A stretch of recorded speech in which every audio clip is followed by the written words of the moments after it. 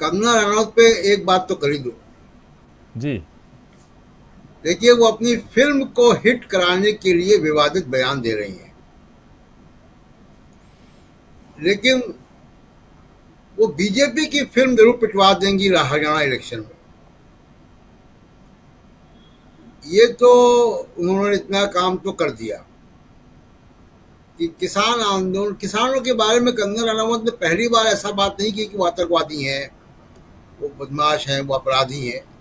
और किसान आंदोलन के समय याद कीजिए कि बीजेपी के तमाम नेता ये बातें कर रहे थे। पूरा बीजेपी का सोशल मीडिया किसानों को खालिस्तानी बताने में लगा हुआ था। अब चुनाव आ रहे हैं तो आप कंगना रनौत को आपने पनिश कर दिया। कल तक आप लोग भी तो वही कर रहे थे, मतलब मेरा बीजेपी से है। तो कंगना रनौत की फिल्म मुझे नहीं पता कि हिट होगी कि पिटेगी, लेकिन बीजेपी के लिए बॉक्स ऑफिस में हरियाणा चुनाव में संकट जरूर है इस बयान से। दूसरी बात जो राहुल गांधी की आपने की, मैं उस पर बात रखूंगा अपनी। लेकिन एक बात, जम्मू कश्मीर में जो एक एक्शन फिल्म चल रही है बीजेपी की, उस पर बात कर ली जाए कि 44-45 मेंबर की लिस्ट आती है और आधे घंटे में विड्रॉ हो जाती है। बीजेपी की एक वहां पे अ, जो डिस्ट्रिक्ट काउंसिल है, डिस्ट्रिक्ट डेवलपमेंट काउंसिल जम्मू में, मिनासा लतीफ, वो बीजेपी से इस्तीफा देती है। बीजेपी को अपने पूर्व उप मुख्यमंत्री, पहली बार बीजेपी का एक उप मुख्यमंत्री बना, उनका टिकट काटना पड़ता है निर्मल निर्मल शर्मा का। ये हुआ क्यों बवाल? ये बीजेपी के द्वारा दल बदलुओं को टिकट देने की वजह से हुआ। बीजेपी ने उन लोगों को टिकट दिया जो कल तक धारा 370 हटाए जाने का विरोध कर रहे थे। वो नेशनल कॉन्फ्रेंस के लोग थे, वो दूसरी पार्टियों से आयातित लोग थे। और अगर दूसरी पार्टियों से आयातित लोगों को हटा दे बीजेपी, तो ये 240 की जो संख्या है, ये भी बड़ी कम हो जाएगी।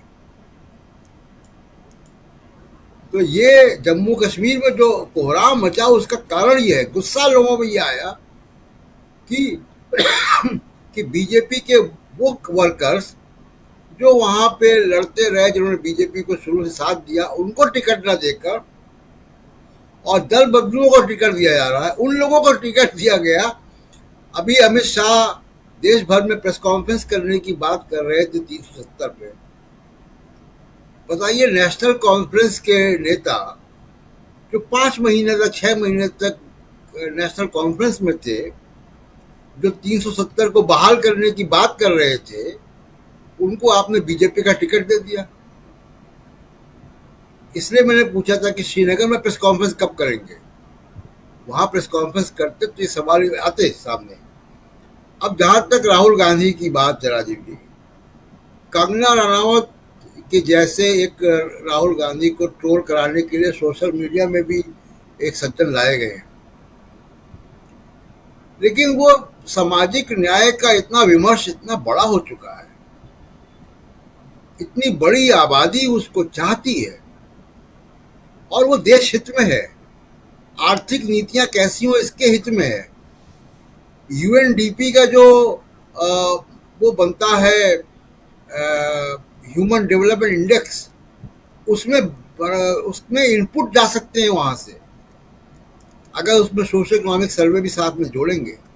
तो जातिवार जनगणना एक साइंटिफिक अप्रोच है नई तरह की नीतियां बनाने की, और उसको अब आप राहुल गांधी ने उठा दिया मामला।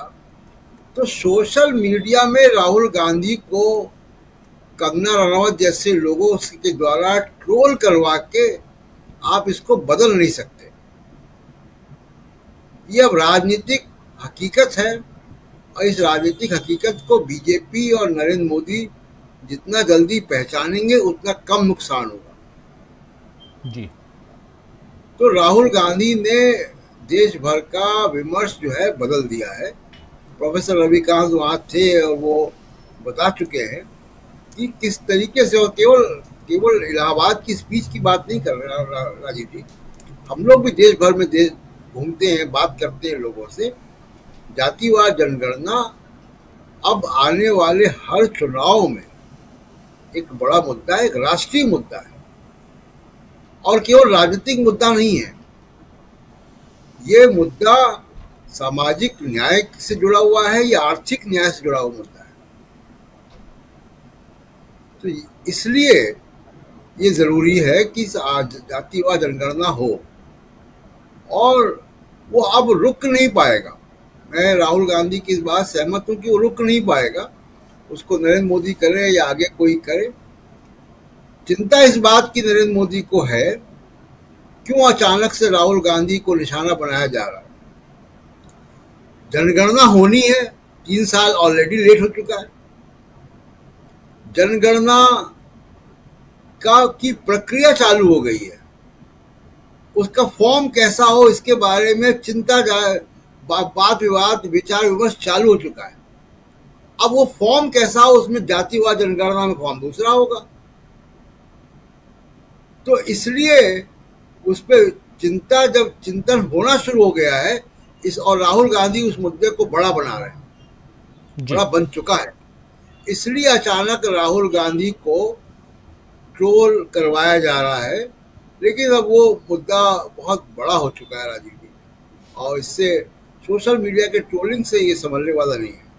बिल्कुल बिल्कुल सही आप कह रहे हैं। सोशल मीडिया की ट्रोलिंग से देखा जाए, घमासान जिसकी चर्चा मीडिया में नहीं हो रही है, वो नड्डा जी को लेकर बना हुआ है। वो आरएसएस और बीजेपी के बीच में एक बड़ा घमासान पर्दे के पीछे चल रहा है, और आरएसएस नहीं चाहती है कि नड्डा जी बहुत दिन कंटिन्यू करें। वो ऑलरेडी उनका कार्यकाल खत्म हो चुका है, एक्सटेंशन भी खत्म हो चुका है कार्यकाल का, उसके बाद भी वो है। और अब ये बीजेपी जाने की वो कितना संवैधानिक कितना नहीं है, लेकिन आरएसएस नहीं चाहती। आरएसएस के अंदर एक बात, आरएसएस के दबाव है कि बीजेपी को गुजराती लोगों से, गुजराती दोनों जोड़ी से, गुजराती लॉबी से मुक्ति दिलाई जाए। ये बीजेपी के अंदर है, और एक के बाद एक गलतियां हो रही हैं। हम लोग कंगना रनावत को जरूर दोष देते, लेकिन बड़े बड़े कंगना रनावत के से भी बड़े लोग बीजेपी में इस वक्त हैं, और जिन भी नए लोगों को ये अपने खेमे में ला रहे हैं, वो सब एक नई समस्या पैदा करने वाले लोग हैं। तो बीजेपी के लिए महाराष्ट्र की आप बात पूछ रहे हैं, ये कहा जाता है 2-3 चीजें मीडिया में बड़ा जोर शोर से, चाणक्य नीति है, माइक्रो मैनेजमेंट, पन्ना प्रमुख। तो ये चाणक्य, पन्ना प्रमुख, माइक्रो मैनेजमेंट अभी सीटों का बंटवारा नहीं कर पाए महाराष्ट्र में। कौन किस पे लड़ेगा, ये चाणक्य जो है एक लिस्ट जारी करते हैं, वो आधे घंटे के अंदर अपने अर्थशास्त्र को वापस ले लेते हैं, और उसके बाद वहां हंगामा मचा हुआ है। तो बीजेपी के अंदर चारों तरफ जो है परेशानियां हैं, और आप देखिए हरियाणा के चुनाव को लेकर इतना डरे हुए हैं कि उसको आगे खिसकाने की बात कर रहे हैं। और यहाँ पे एनडीए की एकता अद्भुत है।